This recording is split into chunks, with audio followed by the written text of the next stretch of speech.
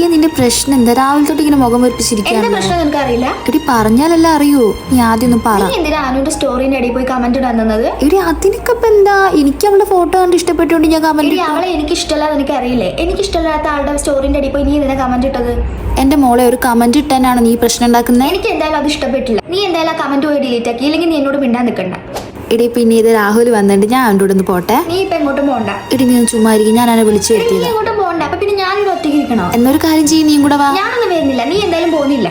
എടി നിനക്കെന്താ തലയ്ക്ക് സുഖല്ലേ? നിന്റെ പ്രശ്നം എന്താ? എടി നിന്നോട് ഞാൻ പല അവിടെ പറഞ്ഞിട്ട് എനിക്കാണ് ഇഷ്ടമല്ലാന്ന്. എനിക്ക് ഇഷ്ടമല്ലാത്തതിനോട് നീ എന്തിനാ നടക്കുന്നത്? നിനക്ക് ഇഷ്ടമല്ലാന്ന് വെച്ചിട്ട് അവനെ എനിക്ക് ഇഷ്ടം, അതുകൊണ്ട് ഞാൻ അവൻ്റെ കൂടെ നടക്കുന്നു. എനിക്ക് എന്തായാലും അവന് ഇഷ്ടമല്ല, അതുകൊണ്ട് നീ അവനോട് സംസാരിക്കുന്നത് എനിക്ക് ഇഷ്ടമല്ല.